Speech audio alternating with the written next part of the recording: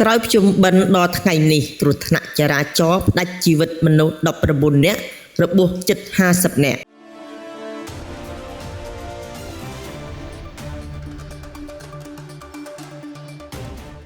បញ្ចប់ពិធីកាន់បិណ្ឌនិងប្រជុំបិណ្ឌប្រពៃណីជាតិខ្មែរក្នុងរយៈពេលត្រឹមតែ6ថ្ងៃគិតចាប់ពីថ្ងៃទី24រហូតដល់ថ្ងៃទី29ខែកញ្ញាឆ្នាំ2025នេះគ្រោះថ្នាក់ចរាចរណ៍ផ្លូវគោកនៅទូទាំងប្រទេសបានបន្តកើតឡើងចំនួន36ករណីបណ្ដាលឲ្យមានមនុស្សស្លាប់ចំនួន19នាក់និងរងរបួសធ្ងន់ស្រាលចំនួន44នាក់នេះបើតាមលោកទុយសុខៈអ្នកនាំពាក្យក្រសួងមហាផ្ទៃបើតាមអ្នកនាំពាក្យក្រសួងមហាផ្ទៃករណីគ្រោះថ្នាក់ចរាចរណ៍ដែលបានកើតឡើងនោះរួមមាននៅថ្ងៃទី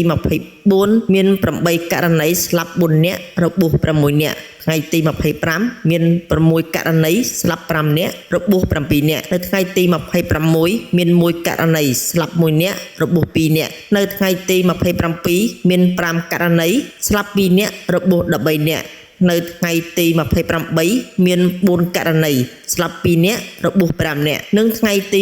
29មាន7ករណីស្លាប់5នាក់របួស11នាក់លោកបានលំអិតបន្ថែមថាគ្រោះថ្នាក់ចរាចរណ៍ដែលបានកើតឡើងក្នុងរយៈពេល6ថ្ងៃក្រោយបញ្ចប់ពិធីបុណ្យកាន់បិណ្ឌជុំបិណ្ឌប្រពៃណីជាតិខ្មែរកន្លងមកនេះមាននៅរាជធានីភ្នំពេញខេត្តកណ្ដាលខេត្តកំពង់ស្ពឺខេត្តព្រះសីហនុកែបកំពង់ឆ្នាំងពោធិ៍សាត់បាត់ដំបងឧត្តរមានជ័យសៀមរាបកំពង់ធំព្រះវិហារកំពង់ចាមត្បូងឃ្មុំនិងខេត្តស្វាយរៀងសូមបញ្ជាក់ថាក្នុងឱកាសនៃពិធីបុណ្យកាន់បិណ្ឌនិងប្រជុំបិណ្ឌប្រពៃណីជាតិខ្មែរកន្លងមកថ្មីៗនេះមានគ្រោះថ្នាក់ចរាចរណ៍ផ្លូវគោកនៅទូទាំងប្រទេសបានកើតឡើងចំនួន103ករណីបណ្ដាលឲ្យមានមនុស្សស្លាប់ចំនួន68នាក់និងរងរបួសធ្ងន់ស្រាល